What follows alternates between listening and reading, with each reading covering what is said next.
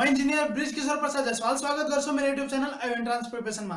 आज हामीले पढ्ने भनेको applied mechanics strength of material अथवा थ्योरी अफ स्ट्रक्चरको लागि हो हैन। हामी चाहिँ बीम फ्रेमको बारेमा कुरा गर्छौं आज। अब बीम भनेको यस्तो हुने हो, एउटा होरिजोन्टल मेम्बर हो हैन, त्यो भनेको बीम हो। यहाँ चाहिँ दुईटा सपोर्ट रहेछ, यो भनेको हिन्ज सपोर्ट हो, यो भनेको रोलर सपोर्ट हो। अथवा यो फ्रेम हो, फ्रेम भनेको बीम र कलमहरु सबै मिलेर बनेको हुन्छ हैन। त यो चाहिँ बीम हुने भयो, होरिजोन्टल मेम्बर, भर्टिकल मेम्बर भनेको हाम्रो कलम हुने भयो। र यो दुईटा सपोर्ट छ, हिन्ज र रोलर सपोर्ट। ओके, त्यसैले यो सिम्पल बीम, यो सिम्पल फ्रेम हुने भयो। त यो बीम फ्रेमको लागि गर्दाखेरि क्वेशनहरु सल्भ गर्दाखेरि कति रिएक्सन हुन्छ त्यो कुरो निकाल्दाखेरि अथवा त्यसपछि हामीले यसको डायग्रामहरु बनाउँछौं, axial force diagram, shear force diagram, bending moment diagram. त भनेको मतलब कुरो आउँछ पहिला एक्सियल फोर्स भनेको के हो हैन। एक्सियल फोर्सलाई हामी एफ ले जनाउँछौं। एक्सियल फोर्स भनेको के भन्दाखेरि नि मानव यो बीमको लागि नै यो पोइन्टमा एक्सियल फोर्स कति हुन्छ, यो पोइन्टमा एक्सियल फोर्स कति हुन्छ निकाल्नु पर्यो भने एक्सियल फोर्स भनेको के बुझिन्छ भन्दाखेरि नि होरिजोन्टल फोर्सलाई बुझिन्छ। होरिजोन्टल फोर्स भन्दा पनि यो रङ हुने छ के भन्दाखेरि नि जुन मेम्बरको पोइन्टमा हामीले निकाल्न खोज्दैछौं नि त्यो मेम्बरसँग प्यारलल फोर्स बुझिन्छ।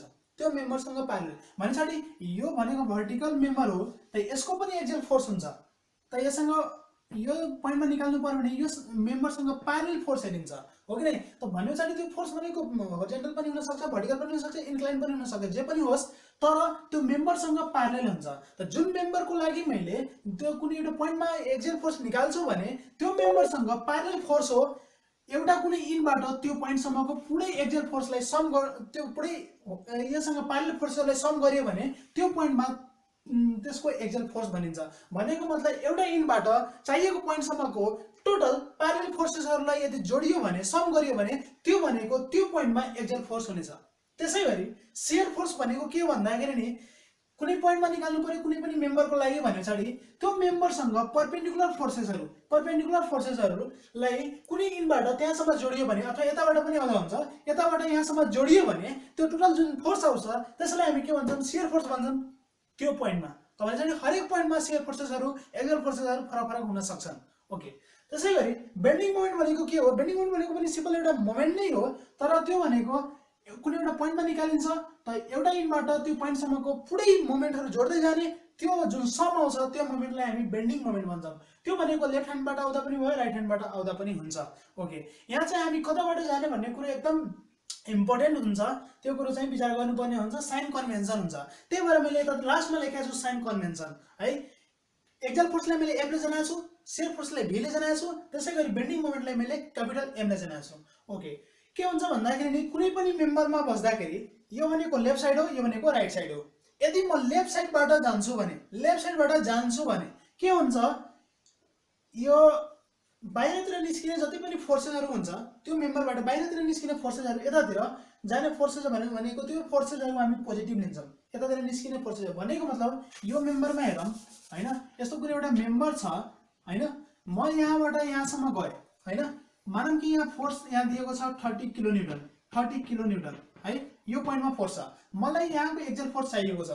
त म के गर्छु भन्दाखेरि नि यहाँदेखि लिएर यो पोइन्टसम्मको टोटल होरिजोन्टल यससँग प्यारलल फोर्सहरु जोड्छु। त यो एउटा 30 भयो, यहाँ त केही पनि छैन, भनेको मतलब टोटल अमाउन्ट 30 किलो न्यूटन हो। तर प्लस कुरो आउँछ, प्लस कि माइनस के छ भन्दाखेरि नि मैले के भने यदि तपाई लेफ्ट ह्यान्डबाट जादै हुनुहुन्छ भने यतातिरको फोर्सेसहरुलाई हामी पोजिटिभ लिन्छौं, यतातिरको फोर्सेसहरुलाई पोजिटिभ लिन्छौं, भनेको मतलब उतातिर गइरहेको फोर्सहरु नेगेटिभ हुनेछ है। त यो प्लस यो जुन फोर्स छ भित्र गइरहेछ हामीले बाहिरको लागि प्लस लिने हो, त्यही भएर यहाँ -30 किलो न्यूटन आउँछ। -30 किलो न्यूटन यो पोइन्टमा हाम्रो एक्सियल फोर्स हुनेछ। मतलब यतातिरको फोर्सेस हामीले पोजिटिभ लिन्छौं, यति कुरा विचार गर्नुस्। त्यसैगरी यदि कोही राइट ह्यान्ड साइडबाट आउँछ भने, दाहिनेतिरबाट आयो भने हामी चाहिँ के गर्छौं भन्दाखेरि नि यतातिरको फोर्सेसहरुलाई पोजिटिभ लिन्छौं। यदि म अब हेरौं कुरो, म यो पोइन्टबाट यतातिर पनि फोर्सेस एउटा दिए मैले, यता मानौं कि 10 किलो न्यूटन छ हैन, यता 10 किलो न्यूटन छ, यहाँ चाहिँ यतातिर 20 किलो न्यूटन छ यस्तो मानौं, र मलाई यो पोइन्टमा फोर्स निकाल्नु छ हैन, र यतातिरबाट आउँदै छु, यतातिर मानौं यो पोइन्टमा निकाल्नु छ भने यो पोइन्टबाट यतातिर आयो भने के हुन्छ, यो 10 किलो न्यूटन हो, यतातिर के हुन्छ हाम्रो कन्भेन्सन अनुसार म यदि राइट ह्यान्ड साइडबाट आउँछु भने यतातिरको फोर्स चाहिँ प्लस हुन्छ भने चाहिँ यतातिरको माइनस हुने भयो। त यो 10 भनेको माइनसको काम गर्छ, त्यसैगरी यो 20 भनेको उतातिर छ, त्यही भएर यो प्लसको काम गर्छ। त +20 - 10 भनेको कति आउने भयो? +10 किलोमिटर हुनेछ।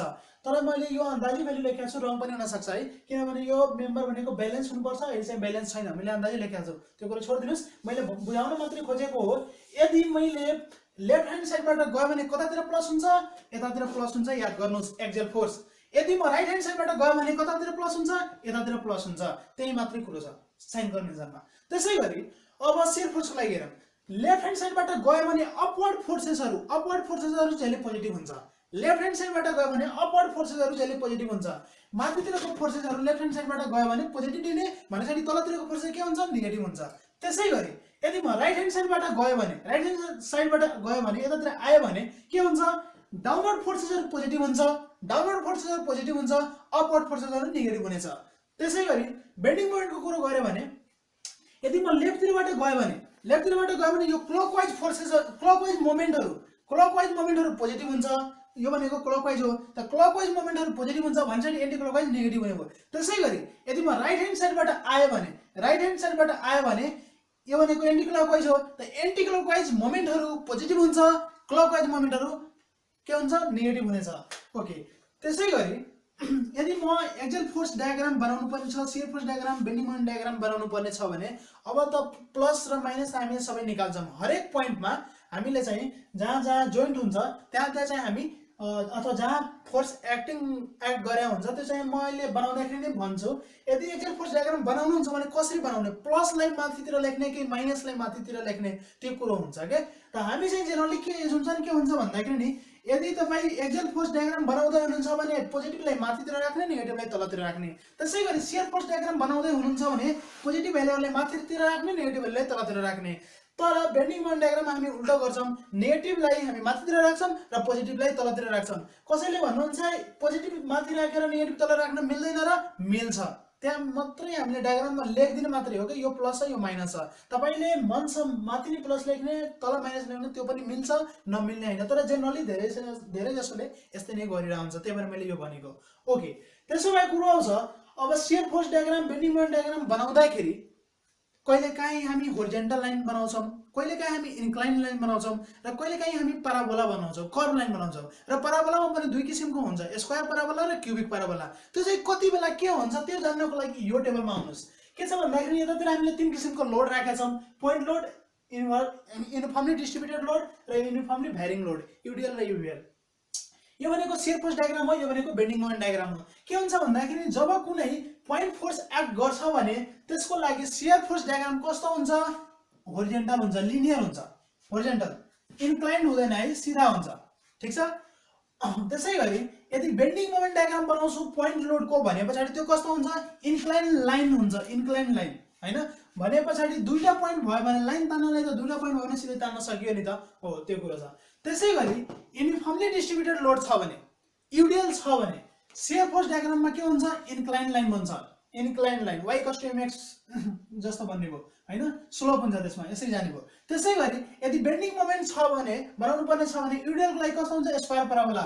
स्क्वायर पाराबोला भनेको y = x² हो के, डिग्री 2 हुन्छ स्क्वायर पाराबोला भनेको। यदि तपाईँ एक्सप्रेसन निकाल्नुहुन्छ भने बेन्डिङ मोमेन्टको भने त्यसमा x² देखिन्छ के, त्यही भएर यसको नाम चाहिँ स्क्वायर पाराबोला भनेको।